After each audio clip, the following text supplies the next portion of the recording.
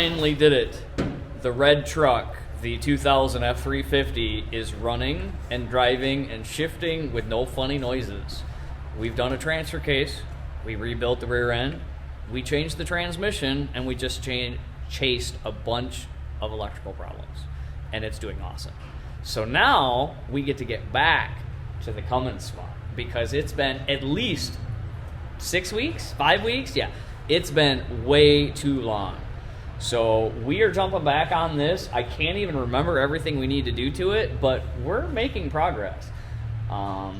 New starter. We did the cold side intercooler piping a couple weeks ago. We were waiting for parts, so we did that. But we are getting very close to having this thing on the road. Never as close as we want, but we're getting there. So today, the second half of today, we're gonna make some progress. But yeah, so 2 new batteries. We need to make the battery cable that goes from this battery, the main battery, to the battery that's gonna be on this side. And then we should be able to try and start it again. Aren't we just gonna use we still have enough from the battery? Yes, we have a ton of battery cable, so we're using the same 4-aught, but we need to make it. That's what this here is for, to go to here, and then we need to make a ground wire that goes from this battery to the block.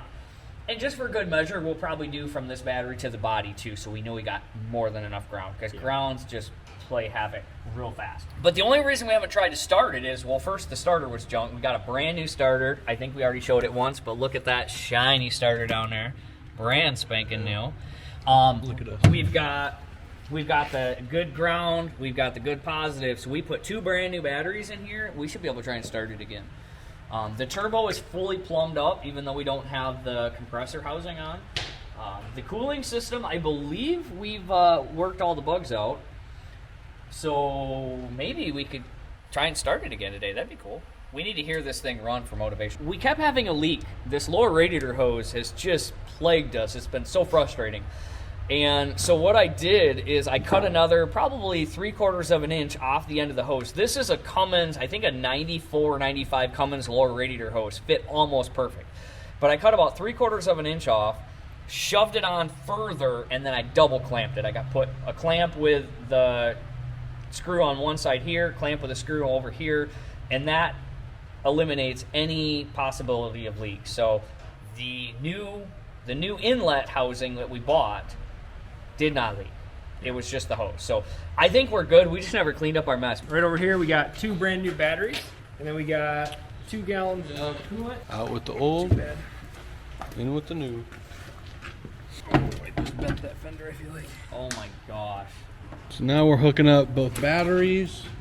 We're gonna put one over here, and then I'm just gonna set one in this. And then we're gonna connect the batteries, build our own battery cable to connect them. We have everything hooked up down there, don't we? Well, it's not peeing on the ground yet. We went and got more antifreeze because the last 3 gallons we pretty much dumped on the ground with all the leaks we had. Being here in Michigan, you can't pressure check or leak check your system with water because then you have to get it all out, and you'll never get the antifreeze out. So we lost all the antifreeze, but we're adding some water because we have added antifreeze, and we are seeing if we have any leaks, which I sure hope we don't because I feel like we've taken care of all of them. And as soon as we get this other battery cable on, we're going to see if we can start it. But we got to take this, and we have to put this on there. And we always use heat shrink. I don't know. Yeah, grab that in. So yeah, we always do heat shrink like this on the end, so it's nice and sealed. No room for corrosion, water, arcing, anything in that nature. And now that we have it nicely ran, we got to pull it back out so we can solder an end on it. Because soldering this big stuff is not something you just do with a little gun. So this is, 4 times the size of what it needs to be, but bigger is always better. Yeah. Especially when you talk about voltage drop and all that kind of stuff. Don't burn Tim's head. Don't burn Tim. All right.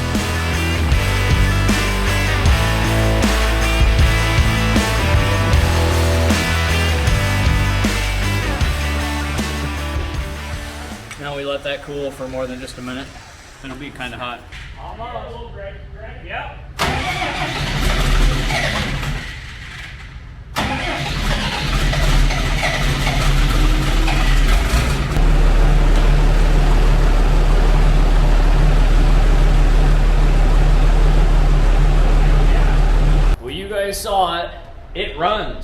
It runs again. We've already had it running once, but with a new starter, fresh batteries, and 4-aught battery cables, it didn't even hesitate. So if you haven't seen our previous videos on the F350 Cummins swap or all the other crazy things we've done, you definitely should check those out. Our goal is to get the clutch working on this truck. We're going hydraulic clutch out of a F350 to work with our Spicer transmission. We got the clutch pedal in the truck already. And so our goal is to get this all mocked up. We got to make a bracket, and we have to make a linkage to go from our clutch slave cylinder, that's the clutch master, clutch slave cylinder, to the rod that goes in the transmission that actually moves the clutch. So that is our goal today, is to get this clutch working as it should, and we are so close to being able to drive this truck. We also got to get the input shaft, output shaft out of that transmission so I can finish making my adapter. But today, that is our goal.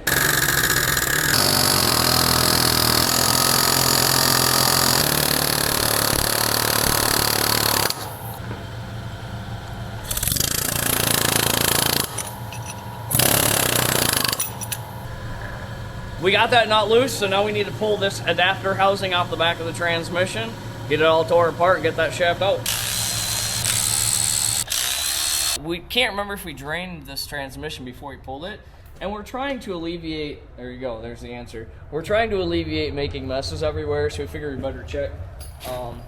Because we know when we pull this back cover, we're gonna get fluid anyway, so let's just take a little extra time and try to be somewhat clean this time. Maybe not next time, but this time anyway.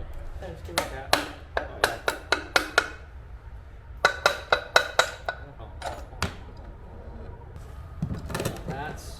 That's what we want right there. So yeah, I'm gonna cut it off on the back side of this shoulder right here, and then I'm gonna make a steel adapter, and this is gonna get pressed in with a 3/1000 interference fit or something like that. I'll heat the ring up, we'll press it in, and then this adapter is gonna bolt to the yoke that I've turned down. I'll show you next time. This will be the adapter to go from the big Spicer 6+1 to our transfer case.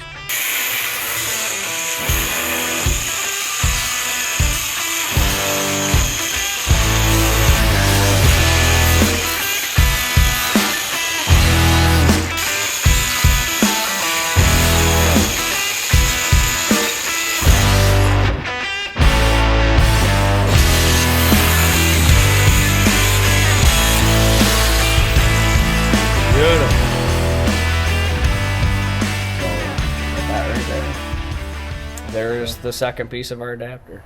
We're just gonna go ahead and put this back cover back on with a couple of bolts, just so that way it keeps us clean. We'll use this transmission for parts or whatever, so we'll at least try and keep it clean. We dropped this little spring out too. I'm not super concerned about it, but we're gonna leave it right there. Yeah, this right there looks good. Transmission for sale, only 10 grand. Low mileage. Complete, never been opened. We got the output shaft out so that we can move on. It's time to get that clutch installed. So we're gonna take the clutch master cylinder, which locks into the clutch pedal. It's kind of like a quarter turn deal. And we'll get that line run down underneath, and start figuring out how we need to make our bracket. Let's get to it. Hopefully not like that. Because that hole down in there, if you can see it, is where the clutch master cylinder locks in. It goes in and turns. So we're probably gonna have to break this loose, swing it over here, and then we'll fish it up from the bottom because we got the hose attached, and get it locked in there, and then that'll start holding the clutch pedal where it's supposed to be, because right now the clutch pedal just kind of is where it wants to be. This wire will go to our clutch switch or neutral safety switch. Right now we're just grounding it. But we're going to make this so you have to push the clutch pedal to start the truck. One more safety to keep people from hurting themselves. You know, common sense isn't common anymore. So we got to protect AJ from himself. Thank you. Now we have a little bit more room to work in there. We'll just have to finesse some of this wiring out of there, but that's better. Got it. Yep, there you go. Look, there you go. That did it right there. It's in. Sweet. Yeah, if you do it the right way, it's pretty easy. So this is our reservoir, which we showed earlier. And then if you can follow it, this tube goes down to the master cylinder down there. So now it's hooked up, and now we'll go underneath the truck and see what we can do down there. So the question is, how much travel do we need to release this clutch? Needs, but I don't know. So you're saying here needs to move half an inch that way? That's my guess. So what we're trying to figure out is, with the shift linkage on the side of that transmission, this is the shift fork that pushes on the clutch. These two little buttons push on the clutch. How much movement do we need, and how far out from the center of the shaft do we need to be to get that clutch to release when we only have 2 inches of travel in that slave cylinder? So AJ went to get a piece of paper, and that's what we're going to kind of mock up. This is the same transmission right here that's in the truck. This one's just in pieces. So we can kind of figure out. So this right here, there we go. That will go on there, and that will go through here.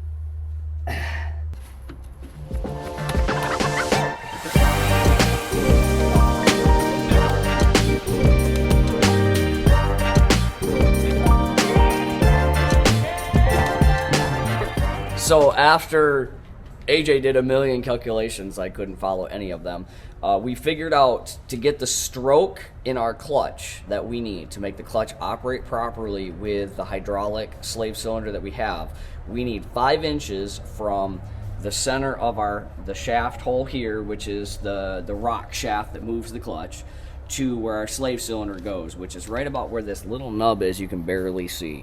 So what I'm going to do is I'm going to take the grinder, we're just going to knock that nub off, we're going to drill a hole right there, and we're going to start mocking up our bracket. But by all these numbers, if the numbers are right, this should work perfectly and have a nice easy pedal as well. Doesn't sound good.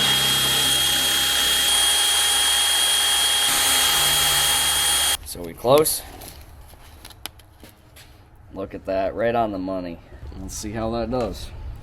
We got the new hole drilled in the clutch arm, or the linkage. We got that on the transmission, and this is the slave cylinder right here, and this is a twist lock design just like the master cylinder, and we're going to make a template out of cardboard to cut that into this piece of steel. So that is the next undertaking right now. This is how we're making the index for the slave cylinder, because we're doing it in 3/8 steel.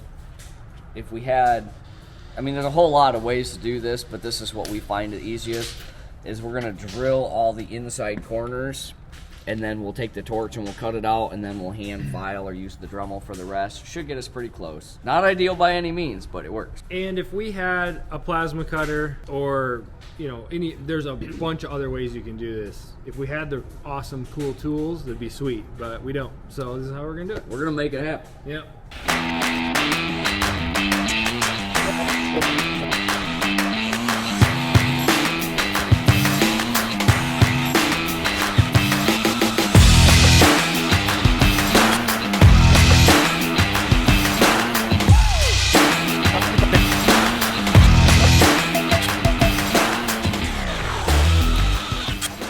We've drilled all 6 holes. These are the inside corners.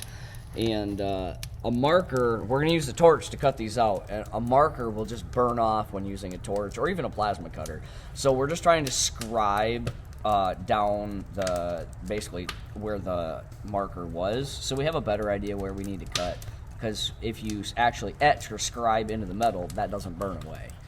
The marker will, and then you end up blind while you're cutting, and you end up with a square instead of a circle. And it does not work as well. So I did a really good job with the burning the circles out for the engine mounts. Let's see if I can do it again. Or maybe I'm a one-hit wonder. I don't know.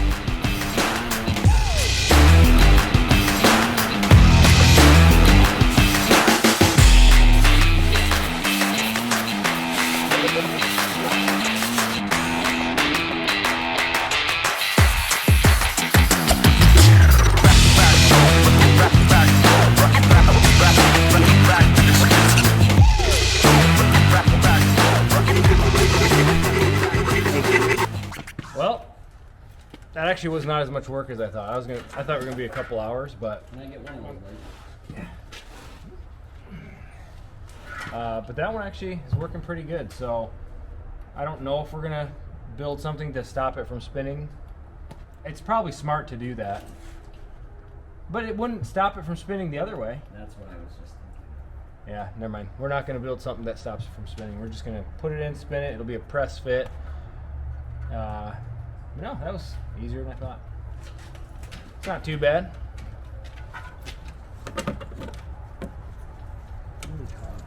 Handmade hole. Again, this line is not going to be here. It's just a pain in the butt right now. But it's going to go something like that. It's a little tall. There we go. With a little bit of finesse, it's going to go something like that. I think we might need to trim this bracket. Oh yeah, dude.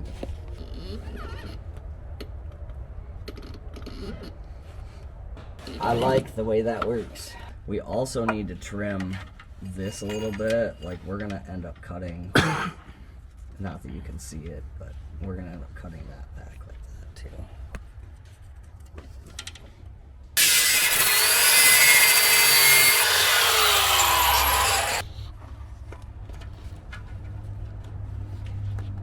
Something like that. With some light modification, that is what we're after right there.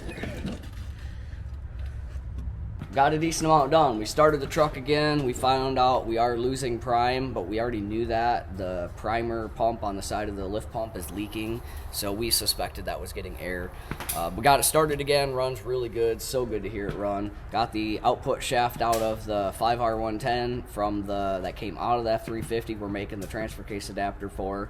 And we got the mount made for the slave cylinder for the clutch. So a lot of work. Obviously the right tools, that would have been a 5-minute job. We did not have those tools, but we got her done. And this is 3/8 thick steel. It's going to be rock solid.